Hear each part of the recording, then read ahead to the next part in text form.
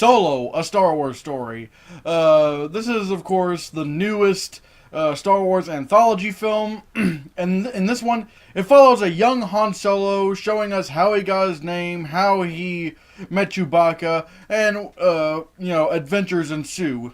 Now, yeah, this is a late review, and partially it's because of graduation, partially that's because of laziness, partially that's because of that new Christopher Robin trailer being released.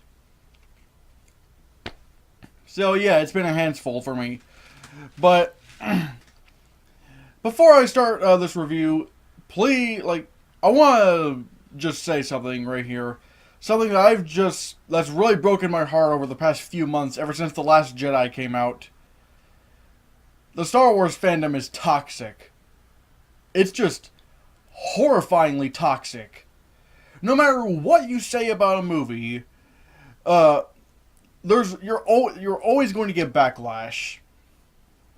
Even people who point out flaws in The Last Jedi that didn't even happen. Like people saying that the Star Wars saga has now become just full of SJW propaganda or some other stupid shit like that. So I'm a little bit worried reviewing this movie because no matter what I say, granted I don't really have that many viewers, but in all honesty, I have no idea how people are going to take this review. I really don't. Because like I said, the Star Wars fandom is just so toxic.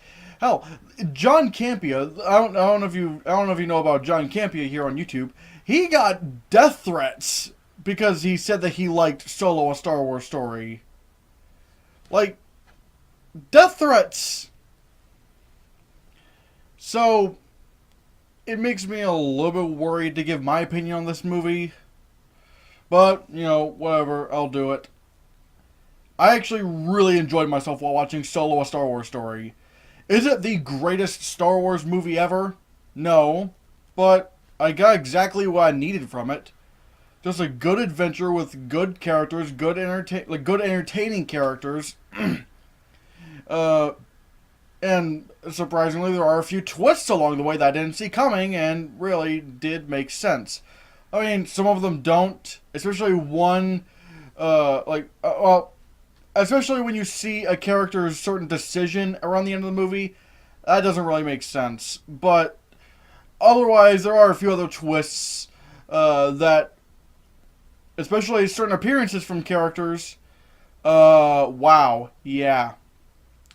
Wasn't expecting that. I mean, I'm glad to see that happen. But whatever the case. But yeah, I found myself really enjoying Solo, a Star Wars story. Let me talk about Alden Ehrenreich as Han Solo. I really liked his Han Solo. He's not Harrison Ford, but to be honest, I didn't want him to be Harrison Ford. I just wanted him to be a younger version of Han Solo, because, Han Solo back then is probably a different character than he is in the original trilogy. Well, in certain ways, because first of all, he should stick to the core elements of Han Solo. The suaveness, the badassery of the character, but he should make it his own, and luckily he did. He made the character of Han Solo his own, and I was really glad of that. I felt like he was pretty strong in this movie.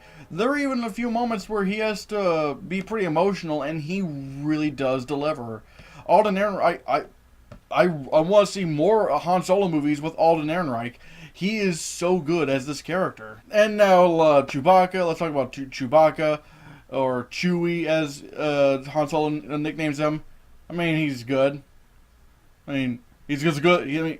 The character of Chewbacca is just about as good as every other Star Wars movie. So there's nothing really to talk.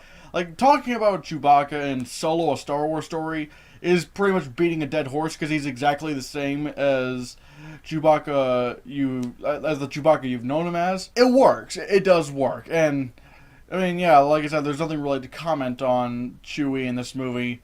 Woody Harrelson, I thought, was really good in his role as Beckett. Uh, he did serve as a really cool sort of, what's the word I'm looking for? Sort of mentor for Han Solo. Not even really mentor. It's just sort of helps him mold. He sort of helps mold Han Solo into who we know him in the original trilogy and the sequel trilogy. Emilia Clarke is good as Kira. There's nothing too much to comment on about her, but let's talk about the complete standout of this movie, Donald Glover as Lando Calrissian. I already liked Lando in Empire Strikes Back, and I thought he was pretty good in Return of the Jedi. Wow. I never thought Lando would steal the show, but good God, Donald Glover does it. He is so good in this movie, and if they do make more Han Solo movies, which I don't really know if they will at this point because the critics haven't been too kind to this movie, and also the box office so far hasn't been all that strong for a Star Wars movie. So I don't know if we're gonna be getting any more Han Solo movies, but if they do, I do want to see more Donald Glover, because he is absolutely fantastic as Lando Calrissian. And of course, like all the other Star Wars movies in recent years, especially since The Force Awakens, the visual effects are absolutely stunning. Like, they really are. It might be too early to say, because I don't know what First Man is going to pull out. Because if you don't know, First Man is the new Damien Chazelle movie that's about Neil Armstrong and his mission to the moon. I don't know if they're going to do any space scenes, and if they do, I'm not like we might want to be on the lookout for that movie. But if it doesn't, this could be a strong contender to win Best Visual Effects this year at the Oscars. I mean, out of the other big visual effects heavy films, we don't know what Bumblebee's going to look like. That new Bumblebee movie. Avengers Infinity War could be up there. Black Panther, I sure hope doesn't get up there for best visual effects, mind you. Mowgli looks really good visual effects wise.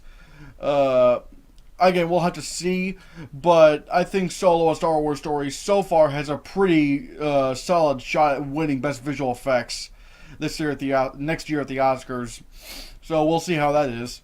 But yeah, there's not really too much to say about Solo: A Star Wars Story. Now, some people, are saying that this movie doesn't take any risks, and that it's just a Han Solo adventure. And I can see why people would be upset by that, but at the same time, it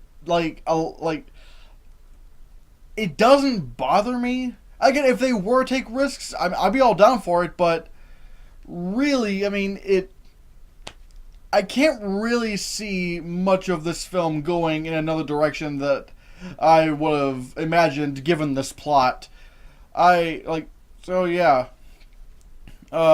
I'm not, this film isn't flawless. Like I said before, there's a decision a character makes at the end that I don't know, it doesn't really make a whole lot of sense. Also, the beginning, especially where you see some elements of Han Solo, it's a little bit choppy. Like, for example, how he got the name Han Solo. I just assumed Han Solo was his name, but no, I guess they had to explain that. I don't know why I don't know why Han Solo just couldn't be his name. And yeah, they're stuff like that in the beginning is a little bit choppy and probably could have been done a little bit better. I do like the way he met Chewie, although it's kind of dark to imagine exactly what Chewie's situation was. Yeah, that's gonna make me rethink Chewbacca for a long time. But yeah, there are a few elements like that are a little bit rough. But, I would say, for the most part, I really, really enjoyed myself while watching Solo: A Star Wars Story. The few flaws I have are mostly, little nitpicky stuff. But not even really nitpicky stuff. I don't know. It's kind of hard. It's kind of hard to describe how you would define a nitpick or whatnot. But all I will say is that, in my opinion, at least I really enjoyed Solo: A Star Wars Story. I think it's one of the more underrated Star Wars movies, and I'm going to be giving Solo: A Star Wars Story a 9 out of 10. I can already hear the fanboys screaming out in anger right now. Probably gonna call me an SJW, or probably just, I don't know. I don't care. Suck it, fanboys. So, what do you think of Solo: A Star Wars Story? Let me know down in the comments below what you think. Thank you so much for watching. Give this video a like. Share the video so we can get the channel circulated. Don't forget to support my Patreon on my Patreon page. And if you want to see more, click this.